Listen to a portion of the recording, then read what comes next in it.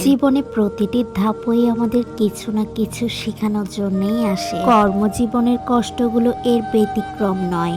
কখনো কাজের চাপ, কখনো মানসিক ক্লান্তি, কখনো নিজের যোগ্যতা প্রমাণ করার লড়াই। সবকিছু মিলিয়ে পথটা সহজ হয় না, কিন্তু এই কঠিন সময়গুলো মানুষকে আরো পরিণত, আরো শক্ত আর আরো দায়িত্বশীল করে তোলে। অনেক সময় আমরা শুধু বর্তমানে কষ্টটাই দেখি, তাই মনে হয় কেন এত বাধা আসে, কিন্তু ফিরে তাকালে বোঝা যায় যে বাধাগুলো এক সময় কষ্ট দিত, সেগুলোই আসলে আমাদের আরো ভালো কিছুর জন্য প্রস্তুত করে। হয়তো আজকের অপেক্ষাটা আমাকে ধৈর্য শেখাচ্ছে, আজকের ব্যর্থতা আমাকে আরো দক্ষ করে তুলছে, আর আজকের সংগ্রাম আমাকে ভবিষ্যতে বড় দায়িত্ব নেওয়ার মতন সক্ষম বানাচ্ছে।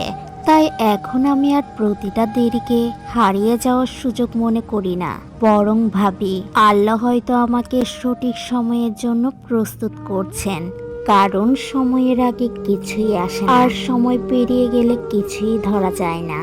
এই যে ভিডিওর মাধ্যমে এত কিছু বললাম, এগুলো শুধু আমার একার গল্প নয়, বরং আমাদের অনেকের না বলা গল্প। কর্মজীবনে চাপ, স্বপ্ন পূরণ, লড়াই, দায়িত্ব, ক্লান্তি আর নীরব অপেক্ষা, এসবের ভেতর দিয়েই আমরা প্রতিদিন এগিয়ে যাওয়ার চেষ্টা করি। হয়তো গল্প আলাদা, পরিস্থিতি আলাদা, কিন্তু অনুভূতিগুলো প্রায় একই।